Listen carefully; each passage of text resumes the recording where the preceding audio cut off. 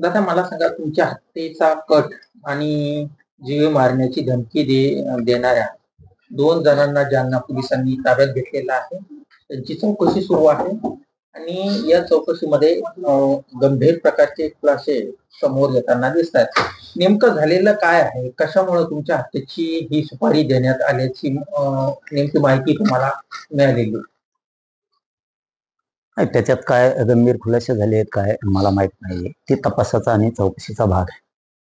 जालना जिल्ह्याचे आमचे SP साहेब त्याच्यात पूर्ण लक्ष घालून आहेत आणि ते खोलापर्यंत जाणार आहेत याची आम्हाला 100% खात्री आहे. मला धमकी नाही दिली एवढी. आणखीन ही अवलाद धमकी देणारी पैदा नाही होऊ शकत. पण एक गोष्ट सत्य आहे आणि खरी पण आहे की हे खूप मोठं षडयंत्र कट रचला गेला. त्याला काय म्हणायचं, समजा हत्येचा, खुनाचा किंवा काय घातपाताचा का जे काय असेल ते केलं गेलं. एका नीच वृत्तीनं ही कट रचलाय, घाट घातलाय. असल्या पैदेशीला मी नाही घेणार. पण बाळ, हे गोष्ट लक्षात ठेवतो, तू जरी नेता असेल, लय चुकीच्या ठिकाणी हात टाकलास तू आता, हे तू विसरून गेलास. तू तुझं आयुष्य जगवायला पाहिजे होतं, तू तुझं करिअर करायला पाहिजे होतं, तू तुझं काय असेल ते तुझी पद्धत होती. तू लोकांना काय केलं तेच जर दुसरीकडे करायला गेला तर तुला सुट्टी नसती मिळत. तू हे काही करायला नको होत. पण एक सांगतो याच्यातून, मी आता याच्यावर सविस्तर सकाळी 11 वाजता बोलणार. मी जर ऐकतोय, मी तुमच्याशी फक्त एवढ्यासाठी बोललो आता, मराठा बांधवांची आंतरवालीकडे गर्दी व्हायला लागली. कारण घटनाच खूप गंभीर आहे. करणारापेक्षा करून घेणाऱ्याने खूप चुकीचं पाऊल उचललंय आणि खूप चुकीच्या ठिकाणी हात घातला. तुला आणखीन माहित नाही, मी सुद्धा पाणी पाजू शकतो. मी क्षत्रिय कुळात वाढलोय, 6 करोड मराठ्यांच्या लेकरांसाठी झटतोय. जो माणूस घरूनच कंपाळाचं कुंकू पुसून येतो, तो समाजासाठी रक्त जाळून समाज मोठाही करतो आणि वेळ आली तर रक्त सांडायला सुद्धा देत नाही, तो क्षत्रिय मराठा मी आहे. ध्यानात ठेव. फक्त माझं समाजाला आव्हान आहे की तुम्ही शांत राहावं. मी यांची पाठ पुरायला खंबीर आहे. हे असले धुडके कितीक येतात आणि कितीक जातील. असल्या खरकाट्या पैदाशीला आम्ही आडवं बांधतो. त्यामुळं समाज खूप माया असल्यामुळं, प्रेम असल्यामुळं त्यांना दम निघत नाहीये. त्या अंतरवलीकडं प्रचंड गर्दी करायला लागली. त्यामुळे आपण शांत राहावं. मी व्यवस्थित आहे, एवढी टप्पर नाही कोणाची, ही गोष्ट करायची. आणि करणारे त्या नेत्याला सुद्धा लक्षात ठेव म्हणा, तू इथून पाठीमागं काय केलं कोणाला कळलं नाही, इथून पुढं तू काय करणार आहे हे कोणाला कळलं नाही.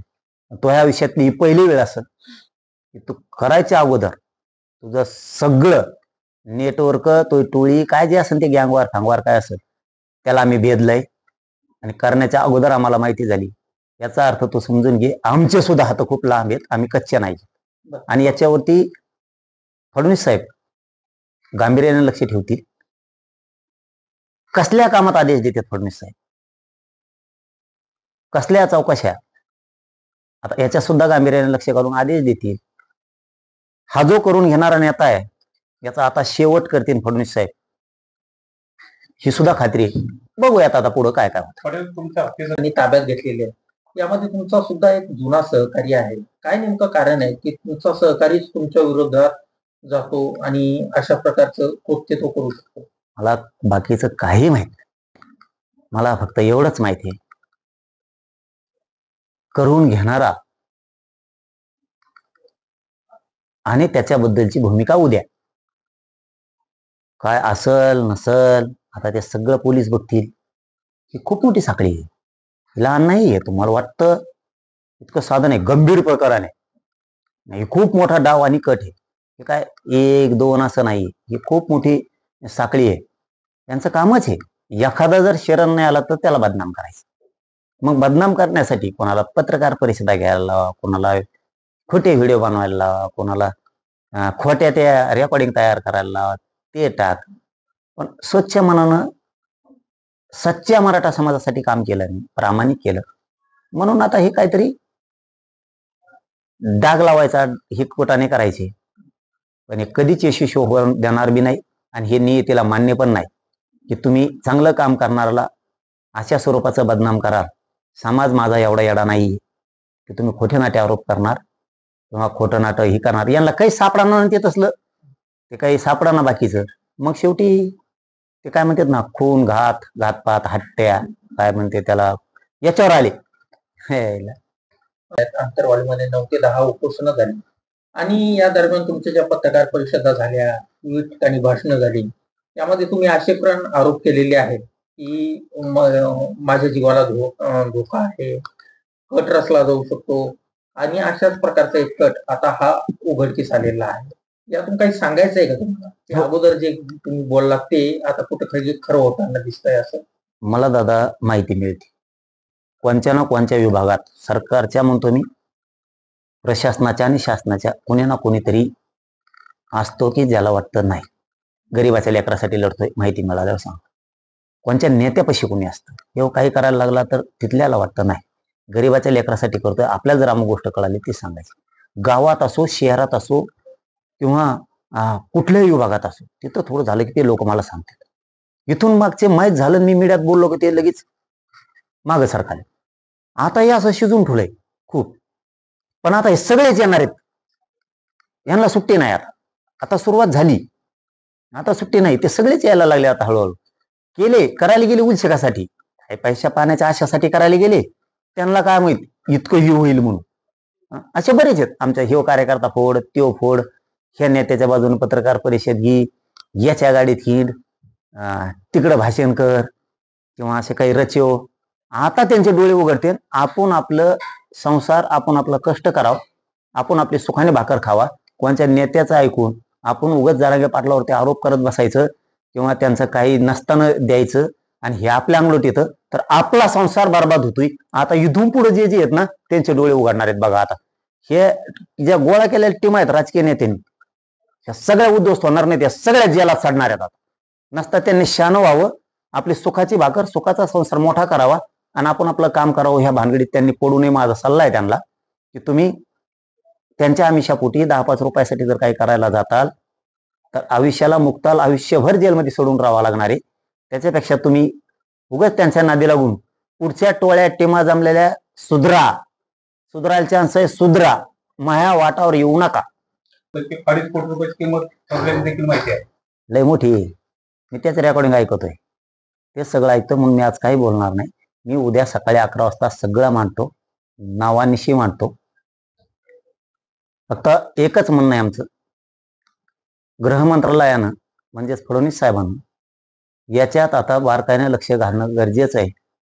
याला किती वेळेस माफ करणार? असंच जर होत राहिलं तर सरकारला सुद्धा बट्टा आहे, डाग आहे. त्याच्यामुळं आता शेवटच्या कडीपर्यंत जा आणि आता मात्र याचा शेवट करा. आमचं सांगायचं काम होतं, आम्ही तर सांगितलं. आम्ही सांगितलं बा असं असं झालंय, बघा चौकशी करू. तुम्ही अटक करा, चौकशीला घ्या, त्याला नका घेऊ, आमचं काय नाही. आमचं काम आम्ही केलं, तुम्हाला सांगायचं. त्यांना मी कायद्याला मानतो, लोकशाहीला मानतो. पुढचा प्रश्न मुख्यमंत्री बघतील. उच्चस्तरीय करायचं का सखोल आधी तपास करायचा का करायला लावायचा आहे? मला तर वाटतं शेवटच्या बुडापर्यंत कोणी पण असू देते, जालना जिल्ह्याचे पोलीस अधीक्षक साहेब टंगडीला धरून ओढून आणतील इथपर्यंतची खात्री आहे. नाही झालं तर पुढे बघू. नेत्याला अटक करावी अशी तुमची मागणी आहे का या प्रकारे? जो कोणी आहे, ज्याचं नाव तर तुम्ही घेतलेलं नाही, पण जो कोणी आहे. हे बघा, मी कधी काय म्हणतात ना, ते बोलायला लागलो ना पोटात ठेवतो आणि इकडे ठेवतो. उद्या सरळ करणार मी सगळं क्लिअर. काय ते काय करायचंय ते पोलीस प्रशासन ठरवल, गृह मंत्रालय ठरवल, मुख्यमंत्री ठरवतील, फडणवीस साहेब ठरवतील, आमचे शिंदे साहेब आहेत, अजितदादाही लक्ष ठेवून असतील याच्यावरती. बघूया काय काय होतंय, काय काय नाही. सांगण्याचं काम होतं, प्रशासनाला अगोदर सांगणं गरजेचं होतं. जर तुम्हाला माहीत झालं तर तुम्ही का सांगितलं नाही? म्हणून आमची प्रक्रिया आम्ही पुरी केली. मी त्याच्यात का बोलत नाही तर तो तपासाचा भाग आहे. त्याच्या तपास सुरू आहे, त्याच्यावरती आता ते सखोल घेतील ना सगळं. उद्या सकाळी 11 वाजता तुम्ही पत्रकार परिषद घेणार असल्याची माहिती आहे. काय काय तुम्ही या पत्रकार परिषदेमध्ये सादर करणार आहात? नाही, आता सकाळी सगळं देतो ना तुमच्या समोरच. 11 वाजता मीडियाच्या बांधवांच्या समोरच सगळं होणार. पण एक सांगतो बेटा, तू लय चूक केली, लय चुकीच्या ठिकाणी हात टाकला. तू नेता म्हणूनच वागायला पाहिजे होतं, तू खूप चूक केली. आता जालना पोलिसांच्या ताब्यात आहे आणि त्यांची चौकशी सुरू आहे. चौकशी बघा, ती तपासाचा भाग आहे. पोलीस प्रशासन सगळं ताकदीनं करतायत. जालन्याचे SP साहेब स्वतः लक्ष घालून आहेत त्याच्यात. त्याच्यामुळं ते शेवटपर्यंत जातील, आम्हाला कसलीही शंका नाही. शेवटपर्यंत नेत्यापर्यंत जाणार नाही, मधल्या कोणालाही सोडणार नाही. कारण त्याच्या रेकॉर्डिंग आहेत, त्याचे व्हिडिओ सुद्धा आहेत. त्यामुळं ते आता कुठेही झाकू शकत नाही, ना कोणाला टाळताही येत नाही. तशा बैठक आता झालेल्या जाऊ द्या. मी ते उद्या त्याला सविस्तर सांगतो, मग ते आत्ताच सांगण्यात येईल. उद्या पत्रकार बांधवासमोर सगळं सांगतो मी. त्यामुळं पोलीस प्रशासन जालना जिल्ह्याचं महाराष्ट्रात ऍक्टिव्ह आहे असं दाखवतील. आरोपीला कुठल्याही गय करणार नाहीत, तो किती मोठा नेता असला तरी. आणि त्यांचं नाव महाराष्ट्राच्या उंचीवर नेते जालना जिल्ह्यातल्या पोलिसाचं हे करतील याची खात्री.